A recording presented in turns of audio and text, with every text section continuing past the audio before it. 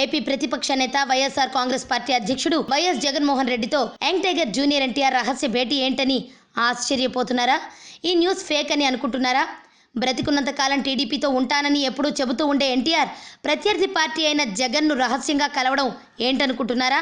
అవును, మీరు విన్నది ముమ్మాటికి నిజమే.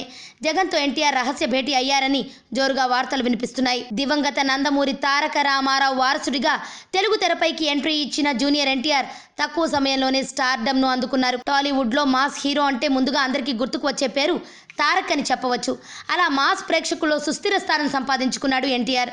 ఇటీవల మాస్ సినిమాలే కాకుండా క్లాస్ సినిమాల్లో కూడా అభిమానులను అలరిస్తున్నారు. ప్రస్తుతం వరుస బ్లాక్ బస్టర్ హిట్స్ సినిమాలతో మంచి ఫామ్లో ఉన్న ఎన్టీఆర్ జై లవకుశ సినిమాతో త్వరలో బాక్సాఫీస్ ముందుకు రానున్నారు. అయితే మరోవైపు ఎన్టీఆర్ కు రాజకీయాలపై కూడా ఆసక్తి ఉన్న సంగతి తెలిసిందే. 2009 ఎన్నికల్లో తెలుగుదేశం పార్టీ తరపున ప్రచారం నిర్వహించిన ఎన్టీఆర్ తర్వాత ఆ పార్టీకి దూరంగా ఉంటూ ఇప్పుడు పూర్తిగా సినీ కెరీర్ పైనే దృష్టి సారించారు. హరికృష్ణ, చంద్రబాబు కుటుంబం మధ్య విభేదాలు వచ్చాయనే మాటలు గత కొంతకాలంగా వినిపిస్తున్నాయి.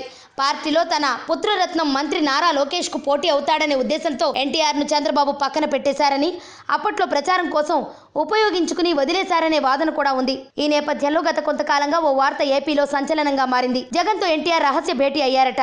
అయితే ఇది ఇప్పటి సంగతి కాదు.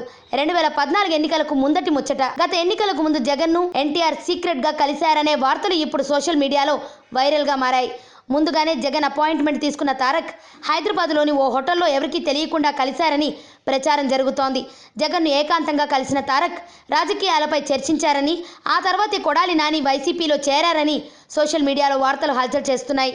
మరి ఈ వార్త ఎంతవరకు నిజమో కానీ ప్రస్తుతం సోషల్ మీడియాలో ఈ వార్త జోరుగా వినిపిస్తోంది. ఇదిలా ఉంచితే ఇటీవల నంద్యాలలో వైసీపీ ఫ్లెక్సీలలో జూనియర్ ఎన్టీఆర్ ఫోటో కనిపించిన విషయం తెలిసిందే. అంతేకాకుండా గతంలో గుడివాడలో కొడాలి నాని ఫ్లెక్సీల్లో ఎన్టీఆర్ ఫోటో దర్శనమిచ్చింది. అలాగే నాన్నకు ప్రేమతో సినిమాను రాయలసీమలో జగన్ సహాయం తీసుకుని ఆడించారనే టాక్ కూడా ఉంది.